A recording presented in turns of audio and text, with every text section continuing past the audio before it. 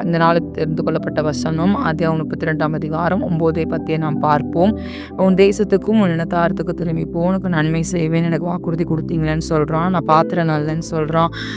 என்னை நான் வெறும் கோலுமா கையுமா வந்து எனக்கு இரு பரிவாரம் நீங்க கொடுத்துருக்கீங்க அப்படின்னு சொல்லி அவன் அந்த வாக்கு தத்தங்களையும் அவன் ஆண்டோட சன்னிதானத்தில் அவன் பேசுவதை நாம் பார்க்குறோம். முன் வசனம் எதுக்காக இதை சொல்லுவான் அப்படின்னா, ஒரு அவன் பயந்து போய் ஐயோ என்ன நடக்க போதோ அந்த பயத்தோடு அவன் என்ன பண்ணுவான் அப்படின்னா ஆண்டோட அவன் பேசுவதை நாம் பார்க்கிறோம். என்ன பயம் அவனுக்குள்ள இருந்தது அப்படின்னா, ஏசா அவனுக்கு எதிர்கொண்டு வராங்க, 400 பேர் எதிர்கொண்டு வராங்கன்னு சொன்னோன்னா அவனுக்கு அந்த பயம் வந்துருச்சு. பயம் வந்தோடனே முதலாவது யார் அவன் தேடி வரான் அப்படின்னா, அவன் கர்த்தரோட சன்னிதானத்திலே வருவதை நாம் பார்க்கிறோம். எனக்கு இப்பெல்லாம் நீங்க செய்வேன்னு சொன்னீங்க, இதெல்லாம் நீங்க செஞ்சீங்க, நான் அதுக்கு பாத்திரம் கிடையாது, என்னை நீங்கள் உருவாக்குனீங்க, இது பண்ணீங்க, அது பண்ண, வானத்து நட்சத்திரங்களை போல உன்னை நான் பெருக பண்ணுவேன், என்னென்னமோ வாக்குத்தத்தங்களை கொடுத்தீங்கன்னு சொல்லி அவன் பேசுவதையும் பார்க்குறோம்.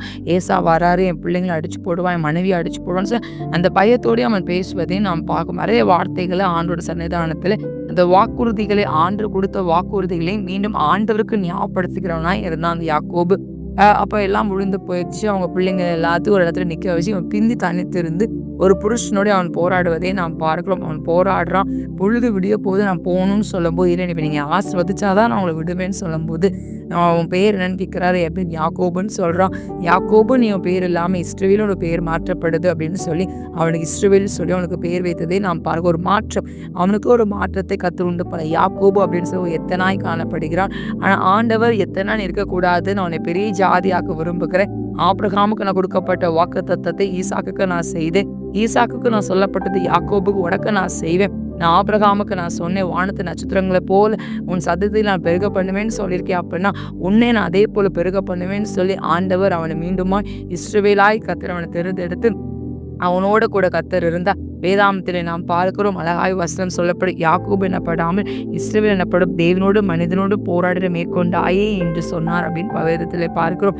அந்த இடத்துக்கு அவன் தேவனை முகமுகமாக நான் கண்டேன்னு சொல்லி அந்த இடத்துக்கு அவன் பெனியர் என்று பெயரிட்டதை நாம் பார்க்கிறோம். இன்னைக்கு ஆண்டவன் நம்ம கிட்ட ஒரு மாற்றத்தை எதிர்பார்க்கிற. என்ன ஒரு மாற்றம்? இன்னைக்கு நம்மளுக்குள்ள ஒரு மாற்றம் இருக்கணும். அதே ஆட்களா இருக்கக்கூடாது.